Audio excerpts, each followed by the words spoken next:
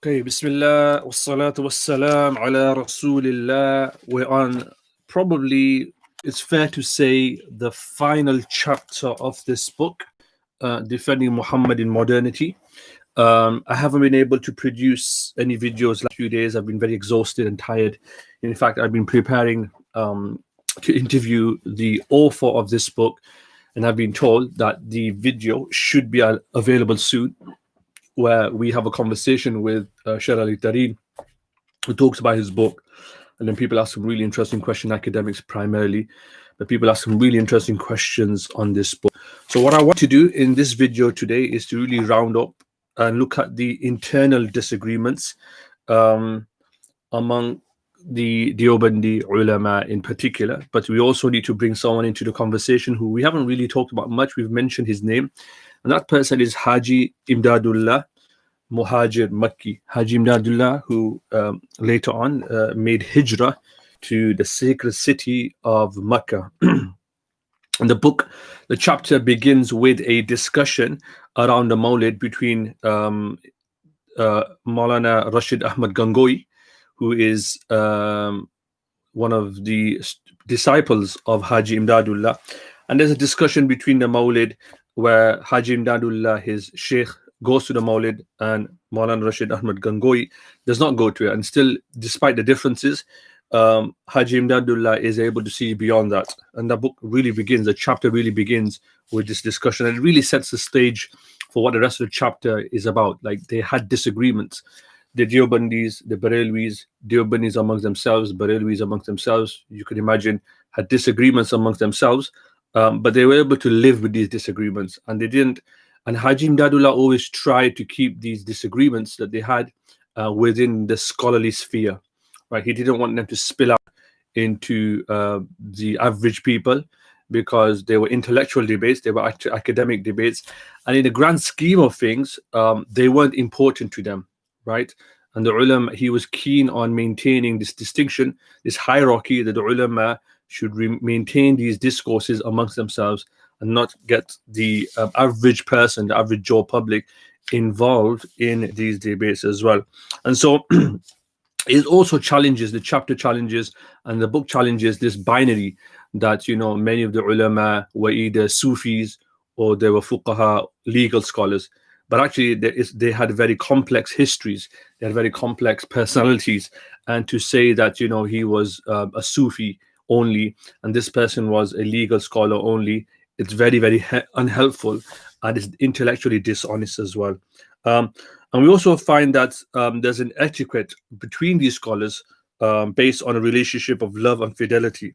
So, for example, Imdādullah clearly disagreed with Gangohi in their attitude towards the Mawlid in particular, but that did not reach such a stage that the fidelity and the love that they had for each other, as an example, did not lead to a stage where, you know, the bond between the master and the disciple was broken, right?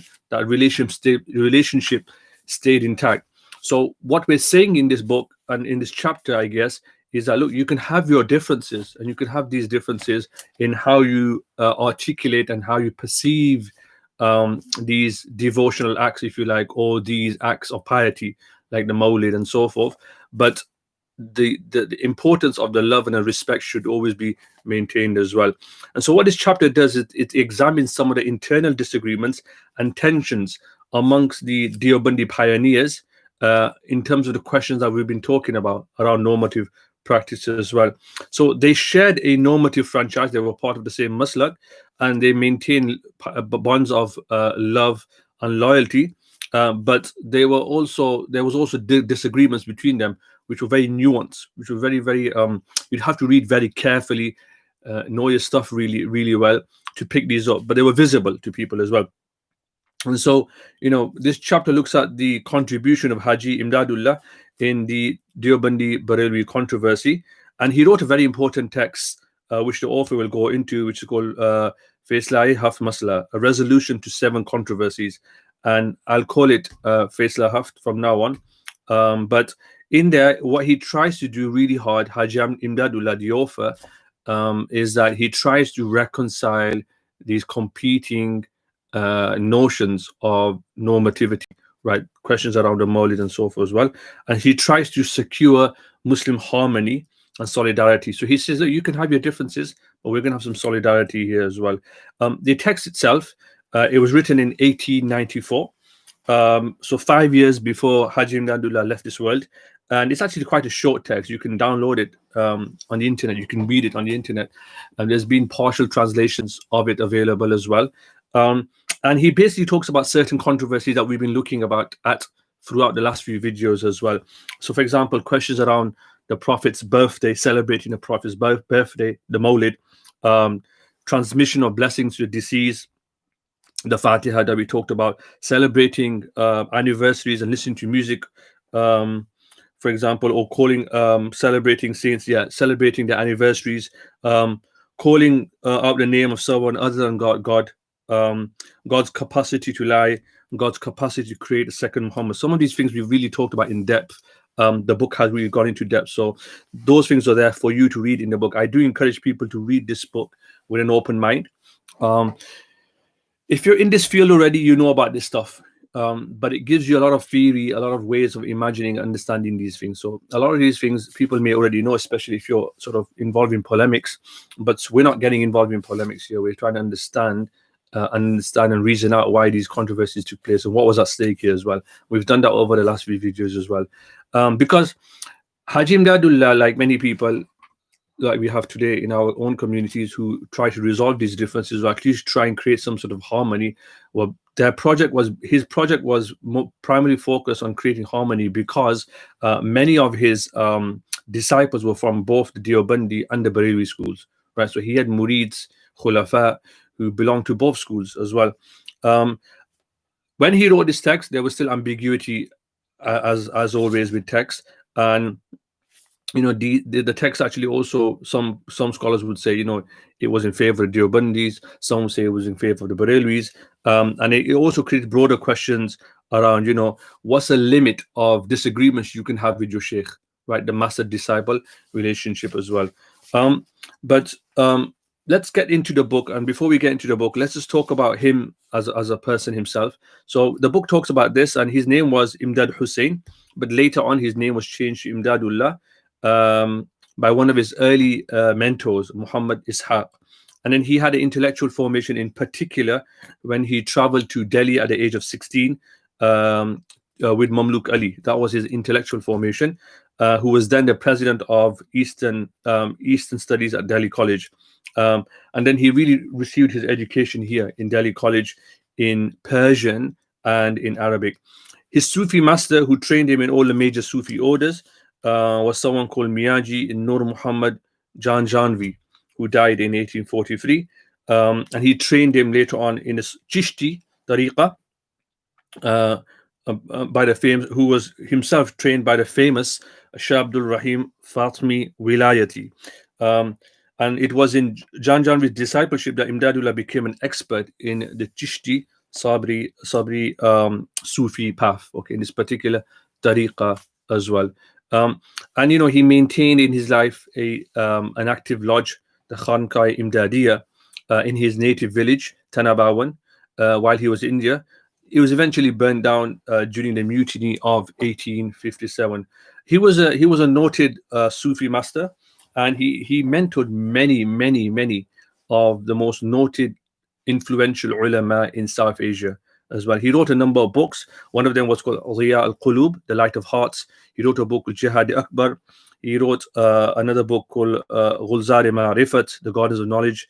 And so he has a very, very notable place in many intellectual genealogies of Chishti Sufism, and also in the Deobandi Madrasa as well. Now, one of the things that you'll see in this chapter and in this video, I hope, is that he had a proclivity, he had a desire in many ways to compromise and seek mutual understanding. And he tried to ward off antagonism between ulama and between scholars, and to remove discord. And he had a generally mild temperament. And there are points where the book talks about, and there are historical academic journals or articles, and there are people who've written about who got involved in certain militaristic things as well in terms of anti-colonial resistance. But you can read that up in elsewhere as well. And then obviously towards the end of his life, we know that he was exiled, and because he was exiled to Makkah, he lived in Makkah. He was given the Muhajir Makki title. That's why it's called Haji Imdādullah Muhajir Makki. Okay, and then some of his disciples were not only Deobandi ulama, but if you remember early on, we talked about Maulvi Abdul Sami, who was one of the arch anti-Deoband polemicists, and he also wrote the book that we discussed in some detail, and you can read in the book, The Glistening Lights. Right, he was one of even though he wrote really strong polemics against the Deobandis. And we talked about how some of them responded. He was actually a very close disciple of Haji Imdādullah, right? So can you see there's a lot of overlap here as well. And even when he became a disciple of Haji Imdādullah, Maulana Abdul Sami, he remained in active correspondence with Haji Imdādullah, even times when he was debating with the ulama of Deoband as well. And in fact, Haji Imdādullah, in a series of letters, at times tells him to sort of rein it down a little bit in terms of their debates as well. And so Haji Imdādullah was very, very concerned of this climate of intensifying polemics in North Indian Muslim intellectual circles around the late 19th century as well. When Maulana Abdul Sami wrote his book, his text, his publication, The Glistening Lights, in fact, we know that Imdādullah made his displeasure at it very, very clear to him. And he said, and there's too much tez qalami, right? That you've just gone. There's too much harshness in here. There's ghaiz nafsani, right? You're engaging in salivating the self, right? You're massaging your ego. And then he talks about, that this is not the style of the scholars and intellectual elite. And he tried to tell him that, look, you need to refrain from this very, very difficult language that you're using. And he said, your objective was to express the truth. That was done, now stop, right? And he kind of wrote to him as well. So his disciples, also venerated him in many circles, whether that's in the Deobandi circle, whether that's in the Bareilly circle as well. And many people said, he was given knowledge bestowed by God, ilme laduni. And, while he wasn't, people would say he is not a scholar in himself, an alim himself. Nanotwi, for example, would say that, okay, what's a big deal, right? He is an alim ghar. He's the one who makes scholars. So we and Tanvi himself once replied to someone who said, we own words, he owns the meaning. Hamare paas alfaz hai or waha maani. Right? We have words, but he's got the meaning, he's got the essence of it all as well. So in his book, in Faisal Hafta Masla, he tries really hard to reconcile these theological disputes, these differences that both camps seem to have as well, because he sits at the juncture of all of this as well, and he's trying really hard as a Sufi master to bring them together. And I think there's something that you can take from the book, living in the West, living in a climate where sometimes people do get involved in these polemics, right? You end up watching these videos where it's made into like a movie, and it's like this debates after debates, and people on the street don't really understand these things, and it doesn't really relate to their concerns, and in some ways it takes people away from the deen. And this is the concern that Haji Imdādullah had as well. He said these things are very academic, scholarly debates, and let's leave them for the scholars to debate them, right? Let's not get involved in all of this. So one of his projects in writing this book was a hermeneutics of reconciliation. He wanted to bring people together, or he wanted to bring both camps together as well, and a sort of rapprochement between the groups of ulama in South Asia as well. Now there was many things that Haji Imdādullah wrote that both camps would have supported and endorsed in some ways as well, including Deobandis. For example, when he talks about bid'ah, we talked about at length what bid'ah is, at least to how the camps understood it. He basically defined it as something that's non-salvational, right? Something that's not part of your salvation, niyakhira, making that part of salvation. Ghair deen ko deen mein dakhil karna kar li jawe. Yeah? So bring something that's not part of religion into the sphere and to bring it into religion. Remember we talked about this idea of they saw it as something that competes with religion and saw that as quite problematic. Or to view something as obligatory, such as the Mawlid, standing up in the Qiyam, right? These were things that were not part. The Mawlid in and of itself is fine, but as soon as you start saying to people that you must stand up in the Mawlid, then that becomes this becomes problematic, because you start confusing like something that's like fasting or praying. These things are from the essence of the religion. They are from the zaruriyati din. And then if people start confusing them and saying, well, you know, standing up in the Mawlid is also a part of that category, then you've crossed that line, right? And that becomes problematic as well. So, you know, his argumentation would have been, in many ways in his book, would have been something that the Deobandi ulama and his disciples would have agreed with. However, the critical difference between Haji Imdādullah and his murids from the Deobandi camp, if you like, was that for him, you had to determine the intention with which the act was undertaken. So for him, intention was central in Haji Imdadullah's hermeneutics, right? The intention was very, very important as well. And so Haji Imdadullah was a Sufi scholar, but he was also a scholar of the law as well. So he established himself in a text as someone who knew the law, and he said, you know, he said, look, we need to look at the intention of why people do this, right? And so he used this idea of maslaha, which is generally translated as public welfare or public interest. Okay. And so if these things are done, if these acts are done to make things easy for people, to bring people to go to God, to closer to God, to Allah, then, you know, we shouldn't really have a problem with them, so long as they don't contradict the Sharia in many ways. For example, so he gives the example that, you know, specifying a date or a day for the Mawlid, such as the 12th Rabiul Awwal, and you did it because of convenience or the ease of the community, right? Then that's fine. That's not an issue, because you're doing it to benefit the people. You're doing it for a maslaha, for the public welfare. Or, for example, with respect to the Qiyam, right? And the idea is that, you know, the remembrance for the Prophet as the ultimate object of worship, you know, in regards to hallowing the remembrance of the Prophet, the remembrance of the Prophet as something that's really, really important as a part of worship. Not worshipping the Prophet, but remembering him as a form of worship. And you're doing it because there's some sort of you're making your qiyam because there's some sort of expediency in it. This is not an innovation for him. Okay. So for Haji Imdādullah, invocation of expediency, like you're doing this for the benefit of the people, which gives legitimacy to these acts of qiyam and specifying certain days. This was like something the community had agreed to do. So he said, look, there's nothing wrong with it because it doesn't contradict the Sharia as such as well. And he said, look, the ritual life of the community, you can't divorce this from its specific conditions, right? And from conditions of ease and convenience. It's easy for people to do it this way. It works for them. They're not seeing it as a form of worship, but it's a form of respect, right? And it works for them. Then we should let it be as well. And then he gives other examples of where, you know, reason and time was important. For example, distributing and praying over food for the transmission of blessings to the deceased, right? Praying over food, and then, you know, there's ajr, there's reward for the deceased as well. And for him, this was like the second most controversial issue after the Mawlid, or the one that needed resolving after the issue of the Mawlid. And so he said, look at time, look at ritual, look at communal ways as a way of legitimizing norms and specificities. So if the community agree on something which is beneficial, then we should legitimize it. And this echoes what Shah Waliullah talks about in his discussion on Rusum in the Hujjatul al-Baligh as well. And he said, look, these new additions to the ritual were not objectionable.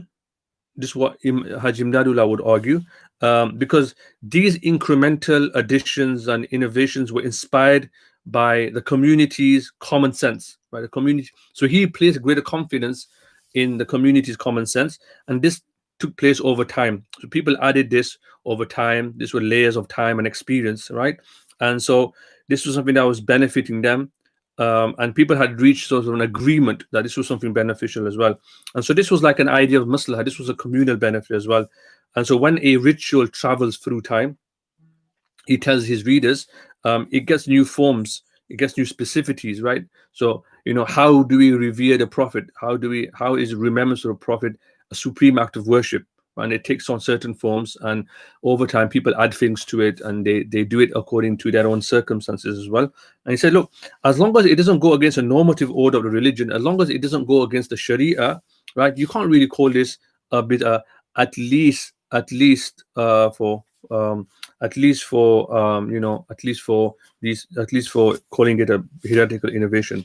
Now Shah Ismail and Maulana Tanwi, they had a different understanding of bid'ah. For them, remember what we said in the previous chapters, right? That people were no longer mindful of the original purpose of why they were doing these things, i.e., hallowing the Prophet, revering the Prophet. They never really knew. They were just doing these things because it became like almost like a custom for them, and so it was a blind form of rusum that they were doing as well. And so they lacked, and also for them there was issues around sincerity and the general attitude and the manner in which these rituals were taken.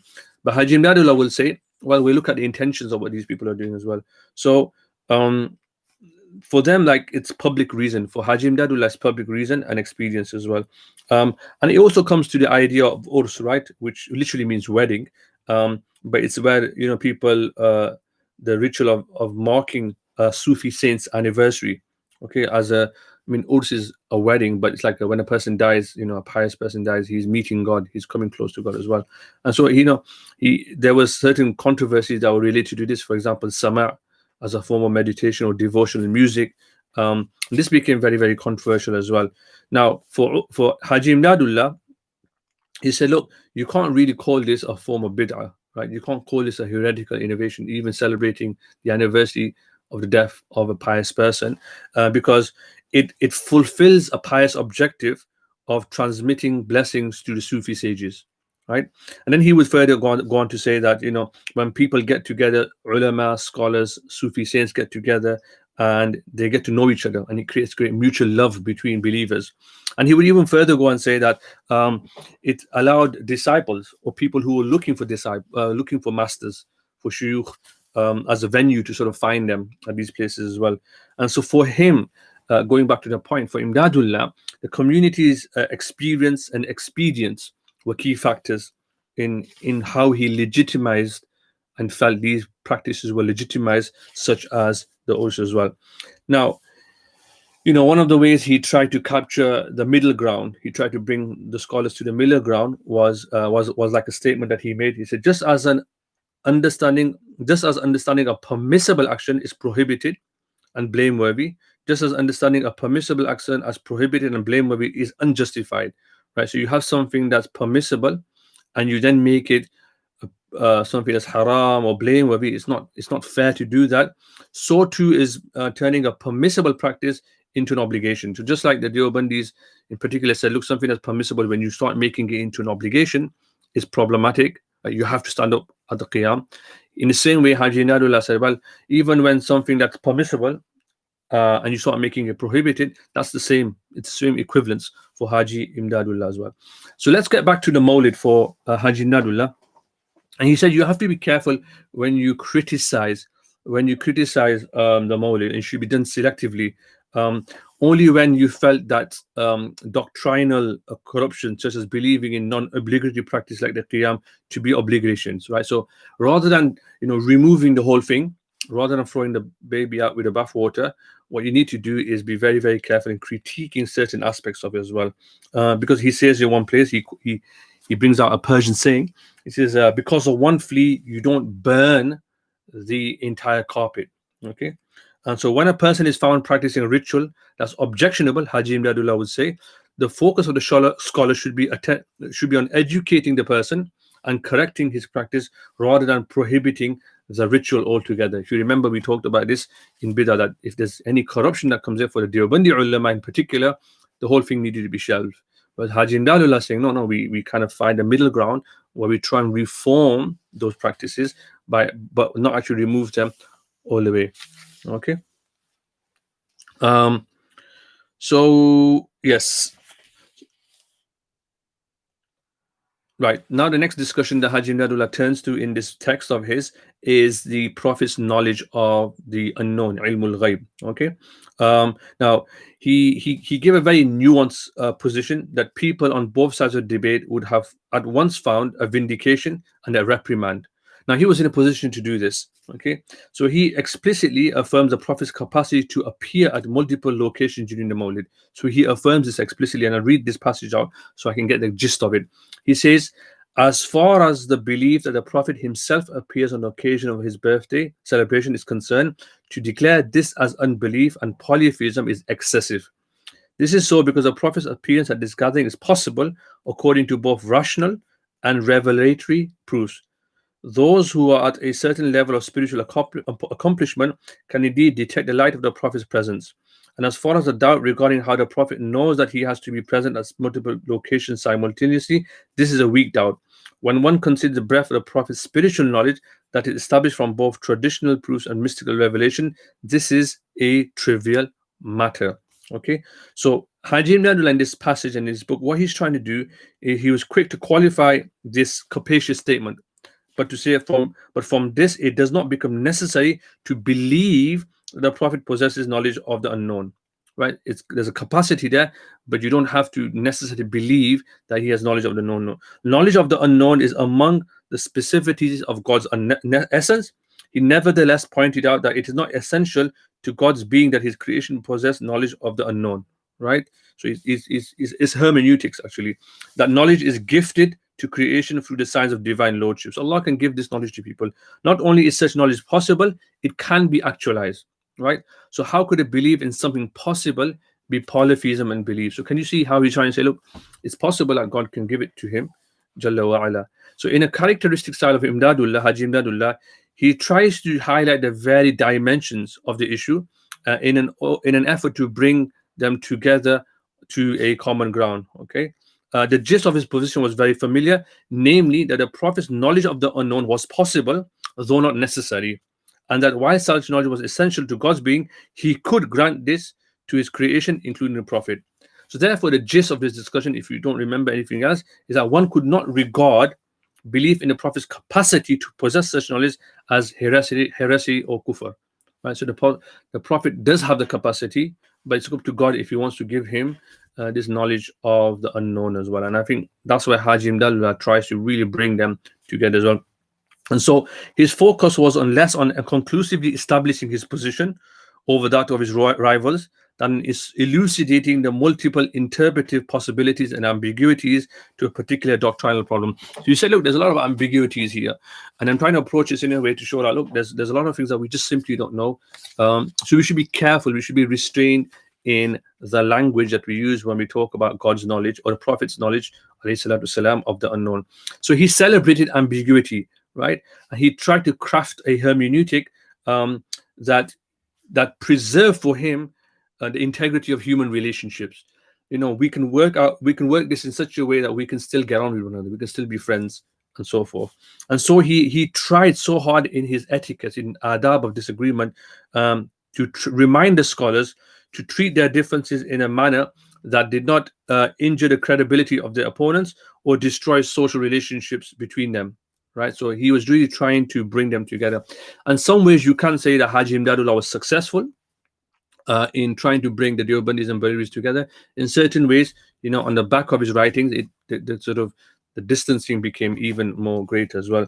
But what he was trying to do, if you can really understand his project, was that, look, you know, he wanted to extend with whom one disagreed the benefit of the doubt. Okay, and to articulate your disagreements in a way that's gentle and restrained. Okay, because you can see some of the languages when they were using in the previous videos and chapters, it was very, very harsh, right, on both sides. And so he wasn't telling them to abandon their positions. You're completely entitled to have your positions on these debates, on the Mawlid, on Imkān, all these positions that you want to have. You're entitled to them, but rather articulate and air your opinions in a manner that that you cast the intentions of your opponents in the best possible light, right? In a non-incendiary attitude, right? Don't throw, you know, grenades at one another. Try and resolve things between yourselves, and that's what Haji Imdādullah was trying to do. So, you know, as for the laity, they should follow research provided by devout and serious scholars. So when people come to him and they would ask him, what should we do? Who should we follow? He said, look, follow your local imam, follow your local scholar, and you shouldn't oppose people who have different views to your own scholar that you follow as well. And he also exhorted the masses, and that you shouldn't read these complicated books and these articles or these contentious questions. These were things that were not necessary for you to indulge in. This is what he continued to sort of point out in his book as well. And then he gave a wasiya at the end of his book, where he sort of extolled the virtues of Rashid Ahmad Gangohi, and he said, he's an excellent scholar. He said, people should consider Gangohi, his presence in India, as a source of utmost good fortune and supreme blessings, right? And he said he's someone who combines apparent and inner perfections, and whose thought bore no trace of egoism. So he kind of really, laid the ground down for Haji Maulana Rashid Ahmad Gangohi. What I'm going to do is I'm going to split this chapter because there's a lot more that I want to say about this chapter. And what we'll do is we'll have a discussion on this in the next video. So maybe later on today, I'll try and do another video on this as well, inshallah. We'll stop there. In the next video, as part of this chapter, we're going to look on in more detail around some of the other debates that were taking place between these scholars, and how Maulana Ashraf Itami received a question in terms of how should we deal with scholars that disagree with their disciple and master relationship. So I'll do that in the next video for you, inshallah. Assalamu alaikum wa rahmatullahi wa barakatuh.